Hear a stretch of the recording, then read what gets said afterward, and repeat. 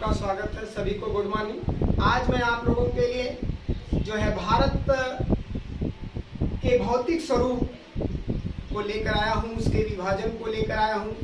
भारत का भौतिक स्वरूप कैसा है, उसे कैसे विभाजित किया गया है, उस पर आज हम देखेंगे, चर्चा करेंगे। आइए देखते हैं भारत के भौतिक स्वरूप को। आपके सामने भारत का मानचित्र बना हुआ है। देखिए, भारत के भौतिक स्वरूप पर हम चर्चा करेंगे। भारत के भौतिक स्वरूप यानी भारत के कैसे विभाजन किए गए हैं, भारत में क्या क्या है और कहां कहां पर कौन कौन सा भाग भारत का है, उसे भौतिक स्वरूप के अंतर्गत विभाजित किया गया है। इसमें अगर हम देखें तो भारत के भौतिक स्वरूप के अंतर्गत भारत में पर्वतीय भाग आएंगे, भारत के मैदानी भाग आएंगे, भारत के जो है पठारी भाग आएंगे, भारत के मरुस्थलीय भाग आएंगे, भारत के तटीय भाग आएंगे और भारत के द्वीप आएंगे। ये जितने भी विभाजन हैं, ये भौतिक विभाजन के ही रूप में के ही अंतर्गत आता है। तो इसे हम पढ़ेंगे आज। तो अगर हम विभाजन करते हैं भारत के भौतिक स्वरूप का, तो इसमें पहला विभाजन हो जाएगा पर्वत, यानी भारत का जो है विभाजन अगर हम करते हैं तो इसमें पहला विभाजन आएगा पर्वतीय क्षेत्र या पर्वत। दूसरा विभाजन हो जाएगा जो है मैदान। तीसरा विभाजन होगा जो है पठार। चौथा विभाजन हो जाएगा आपका मरुस्थल और पांचवा विभाजन हो जाएगा जो है तटीय मैदान। तटीय मैदान छठा हो जाएगा द्वीप। भारत के भौतिक विभाजन के अंतर्गत हम देखें तो इन विभाजन के द्वारा भारत को विभाजित किया जाता है। भारत का पर्वतीय क्षेत्र, मैदानी क्षेत्र, पठारी क्षेत्र, मरुस्थलीय क्षेत्र, तटीय मैदानी क्षेत्र और द्वीप। इसमें आज हम पढ़ेंगे भारत के भौतिक स्वरूप के अंतर्गत जो हमारा एक पर्वतीय क्षेत्र है, यानी उत्तरी पर्वतीय भाग। उत्तरी पर्वतीय भाग के बारे में आज हम पढ़ेंगे।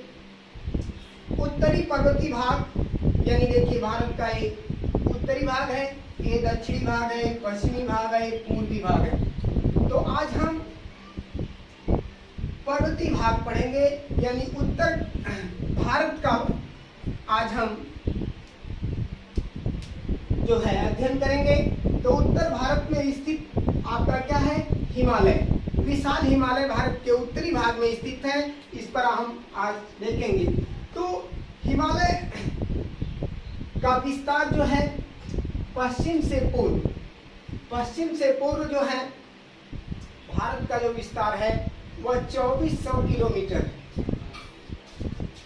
पश्चिम से पूर्व जो हिमालय का विस्तार है वह 2400 किलोमीटर में फैला हुआ है। तो इसके अगर समांतर विभाजन को हम देखते हैं, हिमालय के समांतर विभाजन जो हिमालय का हुआ है, यानी उत्तर से दक्षिण की ओर जो समांतर विभाजन हिमालय का हुआ है वह 4 भागों में किया गया है। आप देखें, सबसे ऊपर आपका नंबर 1 क्या है, ट्रांस हिमालय या तिब्बत हिमालय। हिमालय का जो ऊपरी भाग है वह ट्रांस हिमालय या तिब्बत हिमालय के नाम से जाना जाता है। और उसके बाद दूसरा देखिए, समांतर विभाजन में ही हम दूसरे हिमालय के भाग को देखते हैं। ये आपका दूसरा भाग है जो है, दूसरा भाग क्या है, बृहद हिमालय, मुख्य हिमालय, महान हिमालय, आंतरिक हिमालय, हिमाद्री हिमालय, यानी इतने नामों से इसे हम जानते हैं। ध्यान दीजिएगा, बृहद हिमालय, मुख्य हिमालय, महान हिमालय, आंतरिक हिमालय, हिमाद्री हिमालय। तो इस तरह से जो है इसे हम जानते रहें। ऐसा ना कि मैं केवल यही जाने कि बृहद हिमालय के बारे में जानते रहें, मुख्य और महान हिमालय के बारे में पूछे तो हम भ्रमित हो जाएं। तो देखिए यहाँ से यहाँ तक ये फैला हुआ भाग जो है वह क्या है, मुख्य हिमालय है। इसके बाद तीसरा देखिए है आपका है निम्न हिमालय, लघु हिमालय, मध्य हिमालय, हिमांचल हिमालय। यानी इस वाली हिमालय की श्रेणी को हम निम्न हिमालय, लघु हिमालय, मध्य हिमालय, हिमांचल हिमालय के नाम से जानते हैं। इसके बाद चौथी जो हिमालय एक पर्वत श्रेणी है जिसका विभाजन किया गया है, ये क्या है, बाह्य हिमालय, शिवालिक हिमालय, उप हिमालय। इस तरह से हमने देखा कि समांतर जो पर्वत श्रेणियों का, हिमालय पर्वत श्रेणियों का विभाजन किया गया है वह किस रूप में किया गया है। सबसे पहले ट्रांस हिमालय, फिर इसके बाद बृहद हिमालय, फिर मध्य हिमालय, फिर बाह्य हिमालय। आपको अक्सर पढ़ने के लिए यही मिलता है।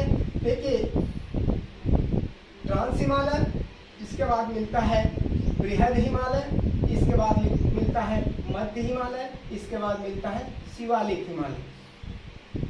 अधिकांश बुकों में आपको यही मिलता है, ट्रांस हिमालय, बृहद हिमालय, मध्य हिमालय और शिवालिक हिमालय। तो इस तरह से हमने देखा कि जो समांतर जो विभाजन है हिमालय का वह इस 4 श्रेणियों में किया गया है।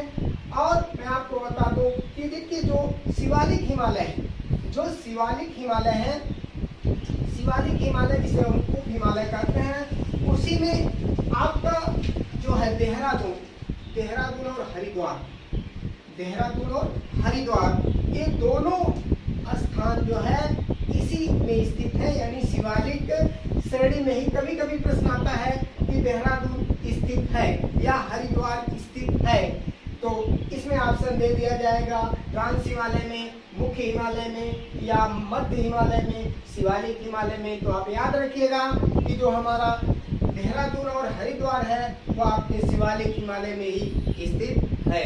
अब यहाँ पर आपने देखा, इसके बाद हम हिमालय के बारे में कुछ आपको बता दूं कि हिमालय, ठीक है, हिमालय का निर्माण, जैसा कि वैज्ञानिकों का मानना है कि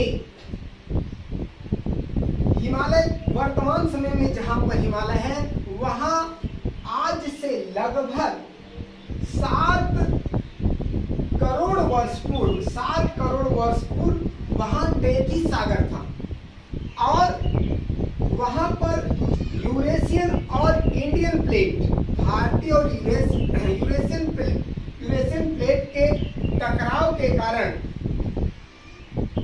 जो है वह टेथिस सागर जो है हिमालय के रूप में परिवर्तित हो जाता है। इस तरह से जो हिमालय की उत्पत्ति से संबंधित जो कोपर का भूसन्नति सिद्धांत है उनके अनुसार यह सिद्ध होता है कि वर्तमान समय में जहां विशाल हिमालय खड़ा हुआ है वहां आज से लगभग 7 करोड़ वर्ष पूर्व टेथिस सागर था। इस तरह से कहा जाता है कि इस तरह से यह भी कहा जाता है कि जो है हिमालय का जन्म स्थान क्या है, टेथिस सागर। हिमालय की जन्मस्थली टेथिस सागर, जन्म स्थान टेथिस सागर भी कहा जाता है। जैसे कभी आपसे प्रश्न पूछा जाए तो आप याद रखिएगा कि हिमालय का जन्मस्थली और जन्म स्थान क्या है, टेथिस सागर है। इस तरह से हमने देखा हिमालय के विभाजन को। अब हम हिमालय के जो है लंबवत विभाजन को देख लेते हैं। अभी तो हमने क्षैतिज विभाजन को देखा, लंबवत विभाजन को हम देखते हैं। देखिए ये आपकी लंबवत विभाजन, अभी जिस तरह से 4 श्रेणियों में क्षैतिज विभाजन हिमालय पर्वत श्रृंखला का किया गया है, उसी तरह से पर्वत श्रृंखला का जो है लंबवत भी 4 विभाजन किए गए हैं। इसमें आप देखें, यहाँ पर देखिए मानसरोवर है,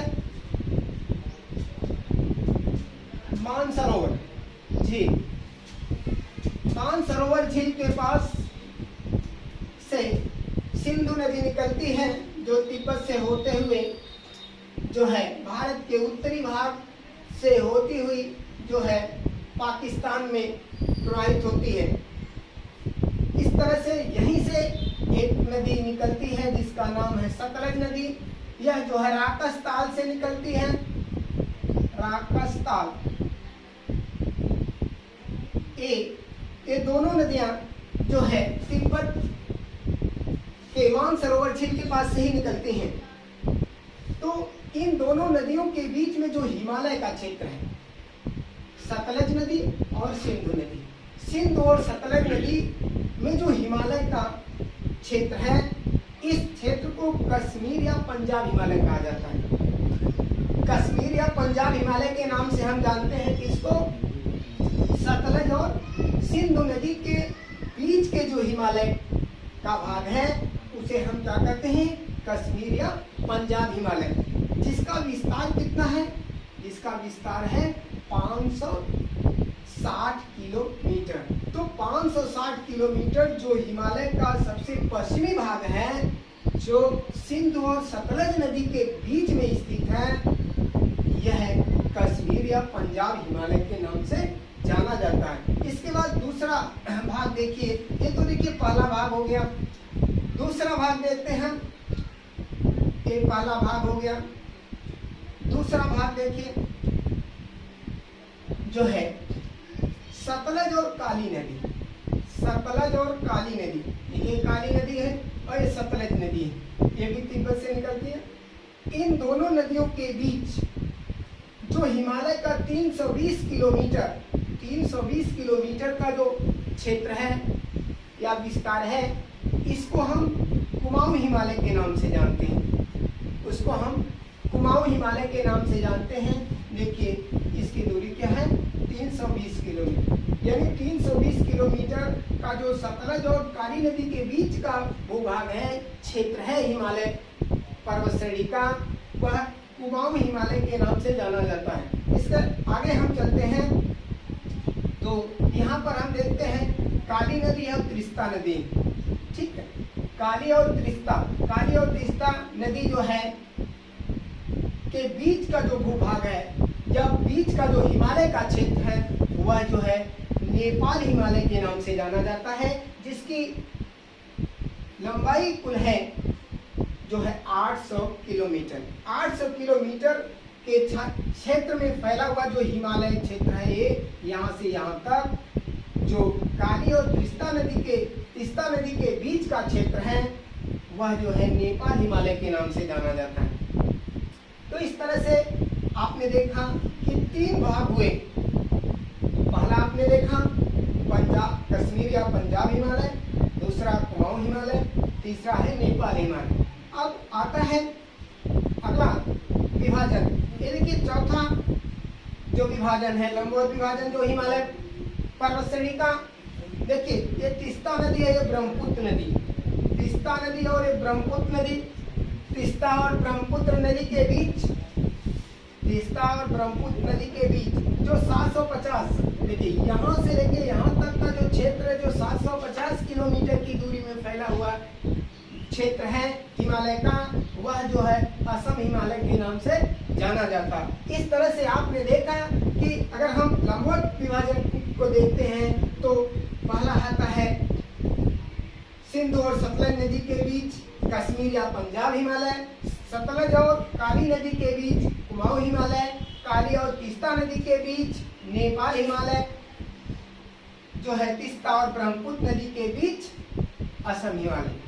इस तरह से आपने देखा कि अभी आपने देखा कि ये हिमालय पर्वत श्रृंखला का ये लंबवत विभाजन हुआ और एक क्षैतिज विभाजन हो गया, यानी ये समांतर विभाजन हुआ, ये जो है लंबवत विभाजन हो गया। अब आपको मैं बता दूं कि कुछ और भी विशेषताएं इसके हम देख लेते हैं। देखिए यहाँ पर ये अरुणाचल प्रदेश है और ये देखिए ये जो आपकी ब्रह्मपुत्र नदी है, यहाँ पर सांगपो, तिब्बत में सांगपो कहलाती है। जैसे ये अरुणाचल प्रदेश में आती है तो दिहांग कहलाती है। और जैसे ये असम में आती है ये ब्रह्मपुत्र कहलाती है। देखिए ये ब्रह्मपुत्र नदी के बारे में आप देख ले, यहाँ पर जो है आंगसी ग्लेशियर है।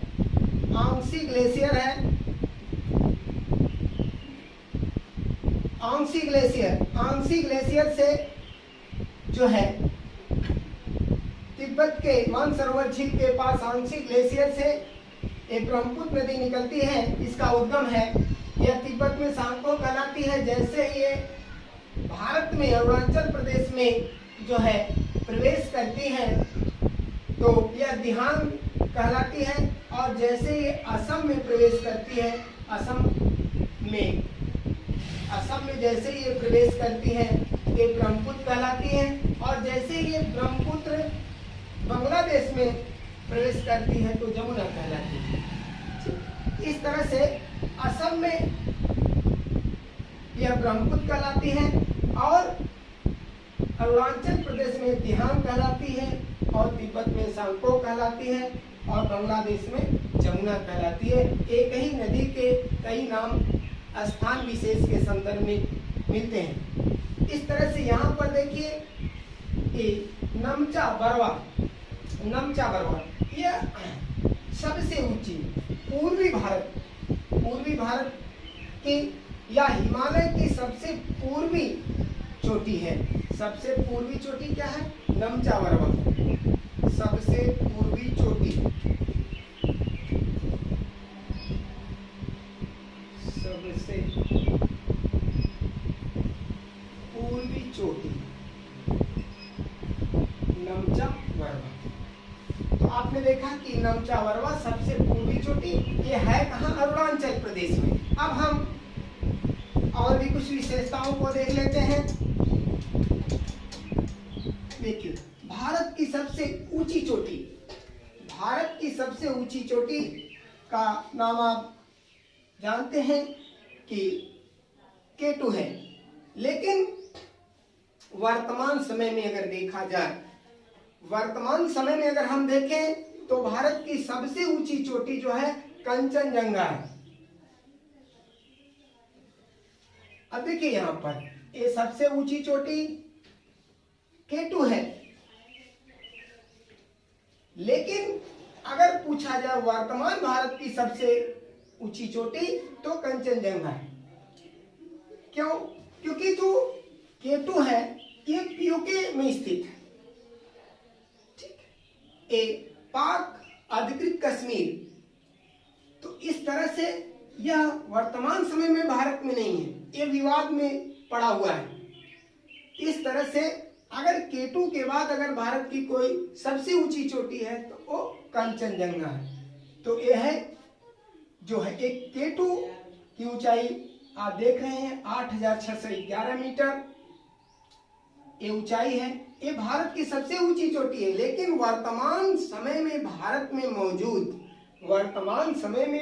में मौजूद सबसे ऊंची जो चोटी है हिमालय पर्वत की वो है कंचनजंगा, जिसकी ऊंचाई 8,598 मीटर है।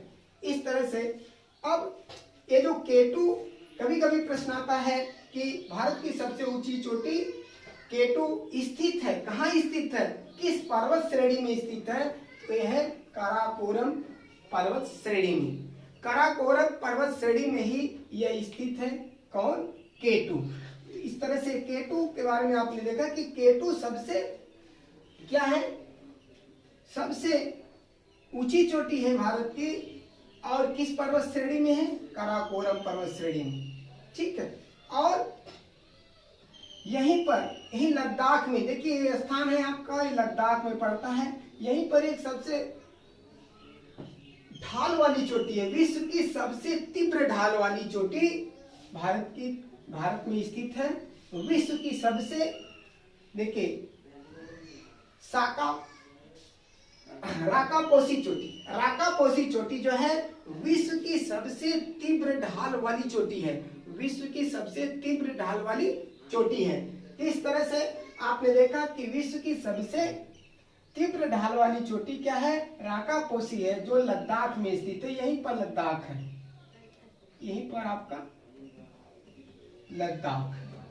ठीक, ये पीओके का क्षेत्र है, ये yellow sea line of control. किस तरह से आपने देखा कि भारत में स्थित जो पर्वतीय क्षेत्र है या उत्तर का जो पर्वतीय भाग है उसको कैसे विभाजित किया गया है या उसकी स्थिति कैसे है, आप एक बार पुनः आप देख लें। देखिए, अगर हम समांतर इसके पर्वत श्रेणी के विभाजन को देखें तो ट्रांस हिमालय या तिब्बत हिमालय, बृहद मुख्य महान आंतरिक हिमालय। तीसरा देख लीजिए, निम्न लघु मध्य हिमांचल हिमालय, वाय शिवालिक उप हिमालय। इस तरह से समांतर विभाजन हुआ। लंबवत विभाजन में आप देख लें, कश्मीर या पंजाब हिमालय, कुमाऊं हिमालय, नेपाल हिमालय, असम हिमालय। इस तरह से हिमालय पर्वत के विभाजन दो रूपों में किए गए हैं, जिसको आपने देखा। इसका स्क्रीनशॉट लेना तो आप ले लीजिए, मैं हट जा रहा हूं।